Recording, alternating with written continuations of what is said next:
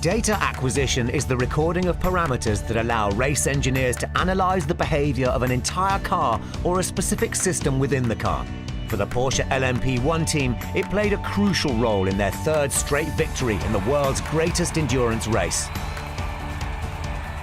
Data acquisition is the science of measuring the vehicle's performance, reliability, driving of the vehicle, and all these things are fundamental to making the car go quickly, the drivers go quickly, and ultimately winning races.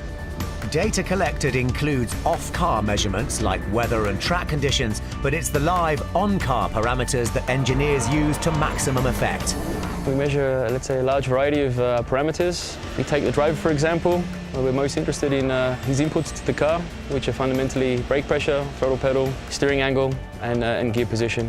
Chassis-wise, yaw rate sensor, accelerometers, suspension travel are very important, and on the engine, RPM is probably the most key parameter that we measure. Live telemetry is important, and also an efficient data acquisition to make sure you react quick on change of conditions, for example, and so on. And in the end, for these highly complex race cars, there's such a big amount of channels available, and you need a lot of manpower also to digest all these data and to interpret them in the right way. Dozens of engineers analyze this data to improve the performance of the car, but lap times at Le Mans ultimately come down to the drivers, and data acquisition is a crucial tool to improve their performance too. One important aspect of the data analysis is monitoring, the speed traces, the traces of the steering angle the drivers are using, the lines that they are taking on track. It's a permanent compare to the, the ideal lap, or a permanent compare also between data of the different drivers. You can't manage what you don't measure. It's the same for the driver in the cockpit. If they don't have any data references, they can't understand or learn themselves what they've done previously, which was good, which was bad. And hence data allows them to see more clearly how they're dealing with, the vehicle behavior under a certain set of circumstances.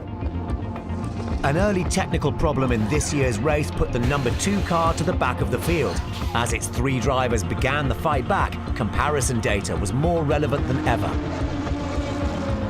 The first people to look for is your teammates, and you don't need to be amazing anywhere, but just a good average between the 3 of you, and then you're making good lap time and you can get good gains from this. And then obviously your second car, your sister car, you can also look. So we actually have more data because we can pull from 6 different drivers with the different driving techniques and stuff like that. So the analysis for us is huge, and it definitely helps the team with the performance the more we push each other. In the high-tech world of the WEC, data analysis can be the difference between success and failure. By monitoring tyre data closely, Porsche engineers were able to employ a perfect pit stop strategy and help bring the number 2 car to victory. They're obviously used to this high level of technology and also to this high level of data acquisition. And the drivers see the benefit. It's not really a question if it's wanted or not. It's an absolute must in order to extract the maximum performance. Data is extremely important to the Porsche LMP1 team. It's a foundation of what we do from a vehicle development point of view, team development point of view, and driver development point of view. It allows us to compare where we are today and together with some of our simulation tools, predict better where we're going tomorrow.